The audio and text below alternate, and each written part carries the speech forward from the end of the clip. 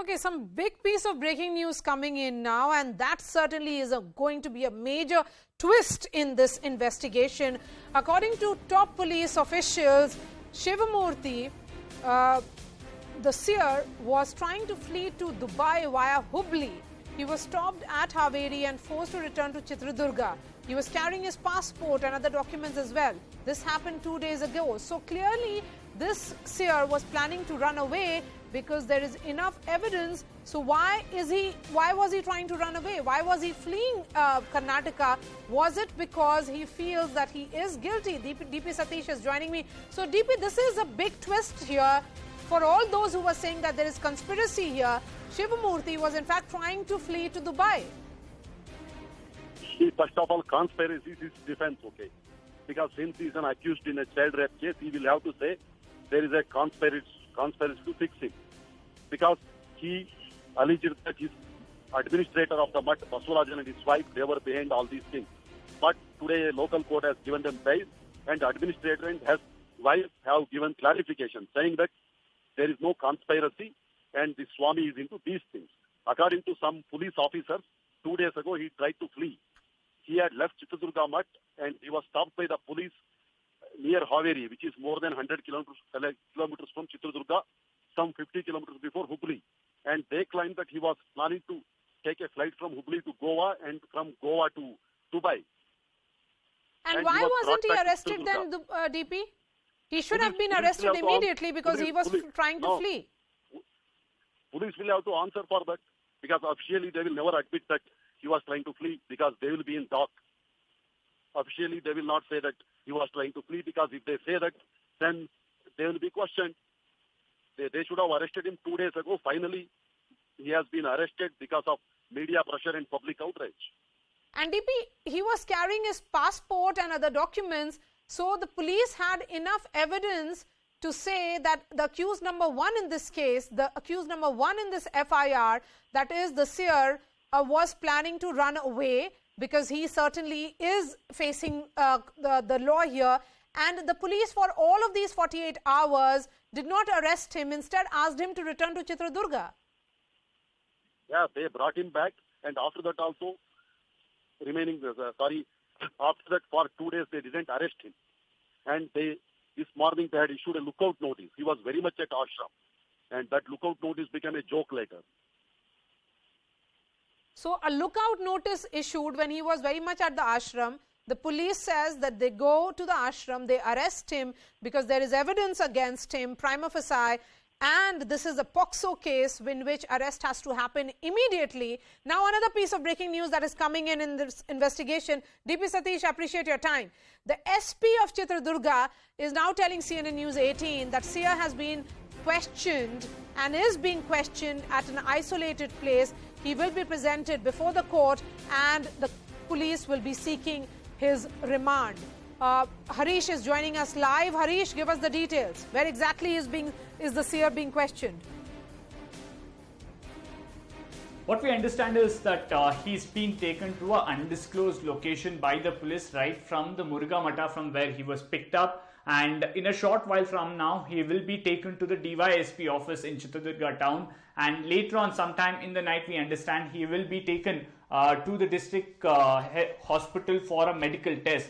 Now, there are two aspects here. One, we will have to check if this would be a routine medical test that's done every time someone is arrested, or would they also want to collect forensic evidence in this medical test as well, considering the kind of time that we've already lost. So this is something that we'll have to wait for the district administration to confirm in a short while. But we do understand now that the police are going ahead with this investigation, and they would seek his police custody. They would produce him before the magistrate as well. And that is where we can expect some sort of a drama coming in from the legal team of the Swamiji. As we've been pointing out, they are likely to say that because of his age, because of his health, considering that he's gone through COVID in the recent past, might end up having blood pressure, he was planning to run away to Dubai. Fluctuation. That's what DP Satish is reporting. That he was 100 kilometers from Chitradurga in Haveri. He should and the cops then stopped him from traveling rather than arresting him. So so the police there have to explain much more. He was running away.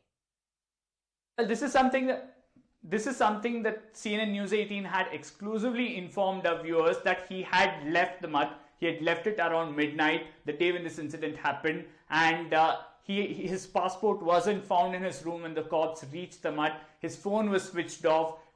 That's when they started tracking his close aides, got the location, and he was stopped near Haveri. This is outside Chitradurga district. It's a different district. And the Chitradurga cops had to immediately inform their counterparts in Haveri to ensure that their teams are put out on the highway to stop this man. And the initial info that we got back then was that he was going to Goa and then reach Maharashtra and then probably try to leave the country from Maharashtra. That was the idea. But as soon as he was stopped by the cops and then he was told very clearly that he's a prime accused in a rape case, he can't leave the district, he can't even leave the mud. He was escorted back to the mud and also the security was stepped up outside the mud.